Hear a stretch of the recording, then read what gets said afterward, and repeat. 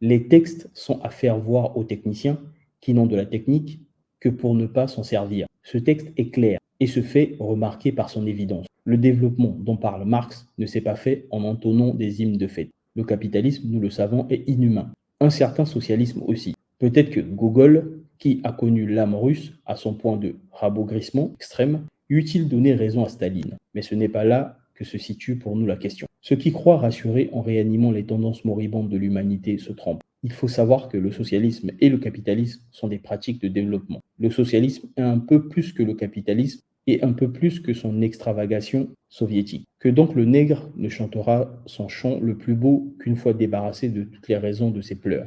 Aussi aurions-nous tort de nous imaginer que c'est pour nous que l'ethnologie s'intéresse aux coutumes africaines. Les ethnologues font de l'ethnologie afin d'introduire leurs Auvergnats dans les dures réalités de la production et de la société de consommation. Par conséquent, le plus sûr moyen de gêner cette Europe sera de faire tarir la source de toute ethnographie en réglant correctement, c'est-à-dire intelligemment, dans un développement endogène, la question de la famille africaine, la question des ethnies, celle des traditions et enfin le problème des classes sociales. Il faut pouvoir trouver à la communauté traditionnelle un mode d'expression nouveau. Pour nous résumer, Tom Mboya est mort d'avoir écrit Je me réfère à la charité universelle qui caractérise nos sociétés et nos modes de production africains et à leur idée sur le monde, sur l'homme conçu, non pas comme un moyen, mais comme une fin et entité dans la société. J'aimerais bien savoir ce que ses partisans, depuis sa mort, pensent de ce texte. Quant à Nyerere, si par malheur les militaires un jour prennent le pouvoir en Tanzanie, ce sera parce que dans sa naïveté, il aura déclaré que le fondement et le but du socialisme africain est la famille étendue. En ce qui concerne enfin Kwame Nkrumah, on sait maintenant que son livre, Le conscientisme, était tombé dans les pièges communs que lui tendait le communalisme.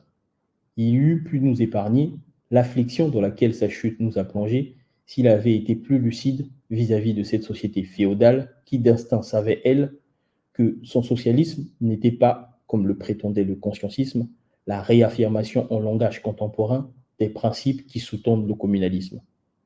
Au demeurant, sa chute marque bien la différence qui éloigne son socialisme des échafaudages stériles du socialisme africain. L'avènement au Ghana des petits soldats et plus tard du sinistre Busia jette une vive lumière sur la profondeur abyssale du fossé qui sépare les deux socialismes.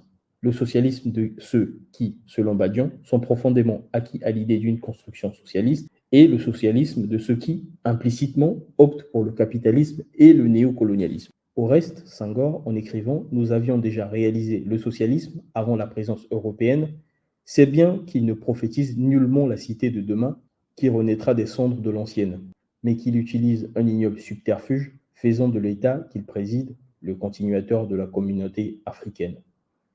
Son socialisme, en renouant avec le vieux courant éthique des socialistes français, tend à conserver ce qui, certes, était utile et nécessaire dans l'ancienne communauté, mais qui n'a plus de sens dans la société qu'il prétend construire.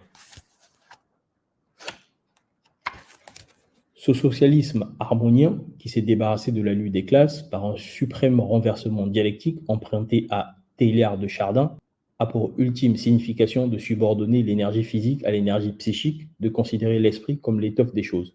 C'est pourquoi il va tout droit à Hegel et le fait apparaître avec la théorie de l'État-nation. Grâce au Deus ex machina, le socialisme communautaire devient un dirigisme d'État et un camouflage de toutes les saloperies. Le socialisme, c'est bien Senghor qui parle, ce n'est ni l'anarchie, ni le laisser-faire. Ce n'est même pas l'athéisme.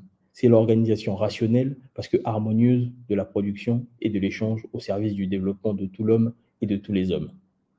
À pied d'œuvre, ce socialisme paradoxal se met au service de toutes les escroqueries qui font la faiblesse de l'Afrique.